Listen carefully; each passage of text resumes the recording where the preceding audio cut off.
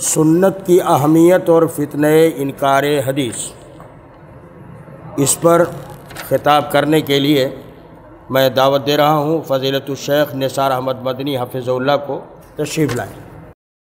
السلام علیکم ورحمۃ اللہ وبرکاتہ۔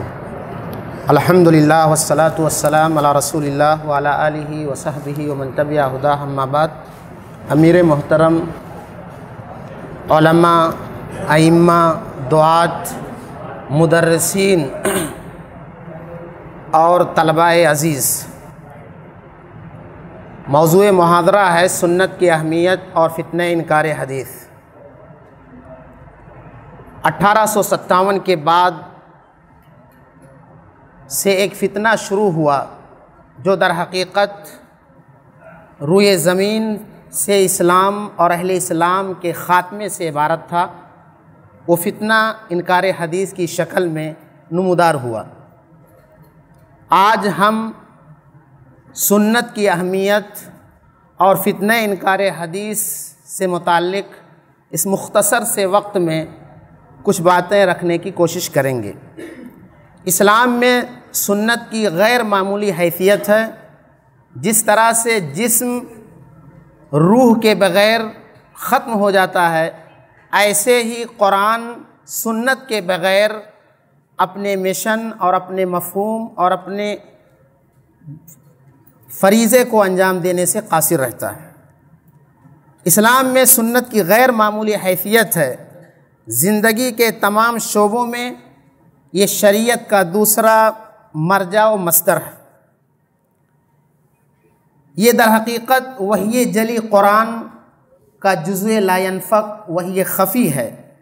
اللہ فرماتا ہے وَمَا آتَاكُمُ الرَّسُولُ فَخُذُوهُ وَمَا نَهَاكُمْ عَنْهُ فَانْتَهُوا۔ اس میں کوئی شبہ نہیں کہ قرآن کریم کے منطوق و مفہوم، عام و خاص، مجمل مفصل، ناسخ و منسوخ، اشارات و کنایات، فصاحت و بلاغت، اعجاز و بیان، احکام و عقائد، تاریخ و قصص، عبادات و معاملات، غیبیات و بدیہیات سے آپ سے زیادہ کوئی واقف کار نہیں۔ یہی وجہ ہے کہ مکی زندگی کے خاتمے پر اللہ رب العزت تمام انبیاء سے ملاقات بھی کراتا ہے، ساتوں آسمان کی سیر بھی کراتا ہے، جنت و جہنم کا دیدار بھی کراتا ہے، تاکہ مدینہ آ کر کے پورے شرح صدر کے ساتھ قرآن کریم کی حقانیت کو تمام انسانیت کے سامنے بیان کر سکیں۔ اسی آئینی حقیقت اور شریعت کی آئینی حیثیت کو بیان کرتے ہوئے اللہ کے نبی فرماتے ہیں لا الفین احدکم متکئا علی اریکتہ یاتیہ امر مما امرت بہ او نہیت عنہ فیقول لا ادری ما وجدنا فی کتاب اللہ اتبعنا۔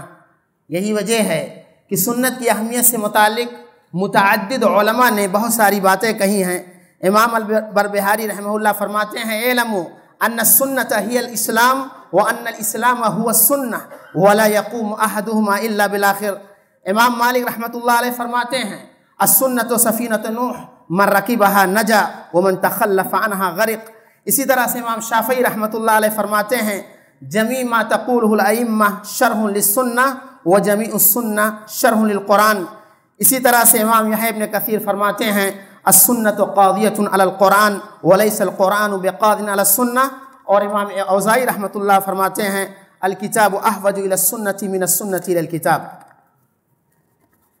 اگر ہم سنت نبی کو قرآن کریم سے جوڑ کر کے دیکھیں تو ہمیں دو ناحیوں سے سنت کی اہمیت کا اندازہ ہوگا، اور یہ معلوم ہوگا کہ قرآن نے کس طرح سے سنت کی حجیت کو واضح کیا ہے۔ متعدد آیات میں اللہ رب العزت اپنے نبی کی اطاعت کا حکم دیتا ہے، مثلا وَمَن يُطِعِ الرَّسُولَ فَقَدْ أَطَاعَ اللَّهَ۔ اسی طرح سے اللہ رب العزت نے یہ واضح کیا کہ نبی اپنی طرف سے کچھ نہیں کہتے، وَمَا يَنطِقُ عَنِ الْهَوَىٰ إِنْ هُوَ إِلَّا وَحْيٌ يُوحَىٰ۔ اسی طرح سے آپ کو بحیثیت مبلغ مشرع بیان کرتے ہوئے فرماتا ہے یا ایھا الرسول بلغ ما انزل الیک من ربک وان لم تفعل فما بلغت رسالتہ۔ اور آپ کی اتباع کو واجب قرار دیتے ہوئے فرماتا ہے وانزل علیک الکتاب والحکمہ وعلمک ما لم تکن تعلم۔ اور ایک جگہ فرمایا وَاذْكُرْنَ مَا يُتْلَى فِي بُيُوتِكُنَّ مِنْ آيَاتِ اللَّهِ وَالْحِكْمَةِ۔ محققین مفسرین کہتے ہیں کہ یہاں حکمت سے مراد سنت مصطفیٰ صلی اللہ علیہ وسلم ہے۔ اور عملی ناحیے سے اگر ہم سنت کو دیکھیں تو قرآن کریم سے اس کے 5 حالات اور رشتے ہوتے ہیں۔ پہلا، یہ قرآن، یہ سنت در حقیقت قرآنی آیات کی احکام کی تاکید و اثبات کے لیے ہے۔ مثلا آیت باری تعالیٰ وَعَاشِرُوهُنَّ بِالْمَعْرُوفِ کی تاکید ہی ہے، اتقوا اللہ فی النساء فإنہن اعوان عندکم اخذتموہن بأمانۃ اللہ واستحللتم فروجہن بکلمۃ اللہ۔ اسی طرح سے یہ سنت قرآن کریم کے اجمال کو واضح کرتی ہے۔ قرآن اقیم الصلاۃ تو کہتا ہے، لیکن کیفیات، حیات، تعداد، دعائیں، رکوع، قوما، قیام، سہو کے احکام، تشہد کی کیفیات، یہ ساری چیزیں سنت کے بغیر ناممکن ہیں۔ اسی طرح سے خذوا عنی مناسککم، اللہ کے نبی کہہ کر کے حج کے تمام تفصیلات کو بیان فرماتے ہیں۔ اسی طرح سے سنت رسول میں در حقیقت قرآن کے مطلق کی تقیید کرتی ہے۔ والسارق والسارقہ قرآن نے تو کہا، لیکن ہاتھ بازو تک کاٹیں گے یا کوہنی تک، کتنے مال میں کاٹا جائے گا، دایاں کاٹا جائے گا یا بایاں، پہلی دفعہ کہاں اور دوسری دفعہ پیر کو کاٹا جائے گا، یہ ساری تفصیلات ہمیں سنت سے ملتی ہیں۔ اسی طرح سے قرآن نے وصیت کا تو ذکر کیا، لیکن نبی نے واضح کیا الثلث والثلث کثیر۔ اسی طرح سے عام حکم کی تخصیص قرآن میں ہے۔ قرآن نے میراث کے باب میں اولاد کا تو ذکر کیا، لیکن انبیاء کی اولاد کا ترکہ میں حصہ نہیں۔ اسی طرح سے مسلم اولاد ہیں کافر والدین یا اسی کے برعکس انہیں حصہ نہیں ملے گا۔ یہ ساری تفصیلات سنت کے اندر ہمیں ملیں گی۔ اسی طرح سے مستقل طور پر سنت کی اہمیت کو اللہ کے نبی نے میراث میں جدہ کا حصہ، شفاء کے احکام، مردوں کے لیے سونے اور ریشمی کپڑے، اسی طرح سے رضاعت کا مسئلہ نسب کی طرح سے، اور بہت ساری تفصیلات ہمیں سنت میں ملیں گی۔ اگر ہم فتنہ انکار حدیث کو دیکھیں تو اہل علم نے اس کو 4 دور میں بانٹا ہے۔ پہلا دورہ حنین کے اس واقعہ ذوالخویسرہ سے، اور جسے تقویت ملتی ہے سیدنا علی رضی اللہ تعالیٰ عنہ کے زمانے میں خوارج کے ذریعہ۔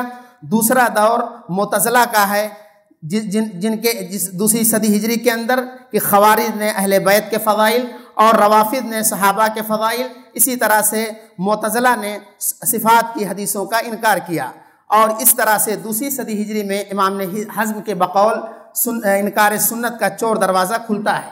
دوسرا دور در حقیقت عیسیٰ ابن ابان کا دور ہے، جس نے اخبار احاد اور اسی طرح سے راوی کی فقاہت وغیرہ اور قیاس وغیرہ کے مسئلے کو لے کر کے شروع کیا۔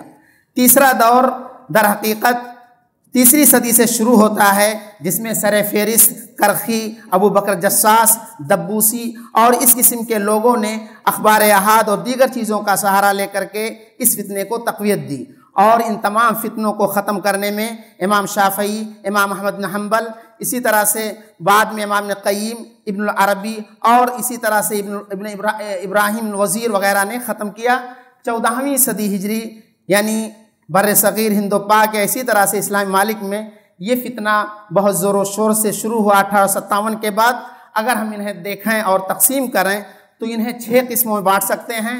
پہلی قسم جنہوں نے کھلم کھلا انکار تو نہیں کیا لیکن تعویل کی راہ اپنائی، جن میں سر سید احمد خان اور مولوی چراغ علی وغیرہ ہیں، انہوں نے کھلم کھلا انکار تو نہیں کیا، جیسا کہ خود انہوں نے ذکر کیا ہے کہ سید الحاج مجھ پر اتہام لگاتے ہیں، میں کل احادیث کی صحت کا انکار تو نہیں کرتا، لا حول ولا قوت الا باللہ، محض میری نسبت غلط اتہام ہے، میں خود 20 حدیثوں سے جو میرے نزدیک روایتاً و دراوتاً صحیح ہے استدلال کرتا ہوں۔ اور اسی طرح سے سر سید کے 5 جو اصول ہیں مشہور ہیں، آپ حضرات الجمع میں پڑھ لیں گے۔ اسی طرح سے دوسری قسم جنہوں نے کھلم کھلا انکار کیا، عبداللہ چکڑالوی، احمد دین سرہندی، اسلم جیراز پوری اور بے شمار نام ہیں جنہوں نے کھل کر کے رسول اکرم صلی اللہ علیہ وسلم کی پیشین گوئی کے مطابق سنت کا انکار کیا۔ تیسرا دور شکوک و شبہات تیسری قسم کا ہے، جن میں حمید الدین فراہی، امین احسن اصلاحی، مولانا مودودی، جاوید احمد غامدی، رجم کے مسئلے میں عنایت اللہ سبحانی، شاطم رسول کے مسئلے میں وحید الدین خان۔ میں صرف مشہور جماعت کے بانی مودودی صاحب کے 2 قول کو ذکر کرتا ہوں کہ کس طرح سے انہوں نے یہ شوشہ چھوڑا اور اس وقت سے لے کر آج تک جماعت اسلامی کے لوگ کس طرح سے انکار حدیث کا راستہ ڈھونڈتے ہیں، اپنے ائمہ اور دعات کو اس پر توجہ دینی چاہیے۔ بہت تیزی کے ساتھ یہ ہمارے نوجوانوں کو اچک کر کے اور فتنہ انکار حدیث کو پھیلاتے ہیں۔ کہتے ہیں تفہیمات کے اندر احادیث ظنی تو ہیں اور ظنی چیز ثابت شدہ نہیں ہوتی، لیکن کسی چیز کا ثابت شدہ نہ ہونا یہ کم معنی رکھتا ہے کہ وہ رد ہی کر دی جائیں۔ ایک دوسرے مقامات پہ فرماتے ہیں کہ مظنونات کو من حیث الکل قبول کر لینا جس درجے کی غلطی ہے اسی درجے کی غلطی من حیث الکل رد کر دینا بھی ہے۔ اسی طرح سے عرب دنیا میں بہت سارے ابو عبدہ، رشید رضا مصری، احمد امین وغیرہ ہیں۔ اسی طرح سے 5ویں قسم مستشرقین کی ہے، گولڈ زہر وغیرہ کی، اور 6ٹھی قسم مرزا غلام محمد قادیانی وغیرہ کی ہے۔ ان لوگوں نے مختلف طریقے اختیار کیے اور اس کے پیچھے بہت سارے اسباب تھے۔ انشاءاللہ آپ تفصیلات پڑھیں گے۔ اللہ رب العزت سے دعا ہے کہ الہ العالمین ہم تمام لوگوں کی حاضری کو قبول فرمائے اور اس دورے کے فوائد کو دوررس بنا۔ آمین، تقبل یا رب العالمین۔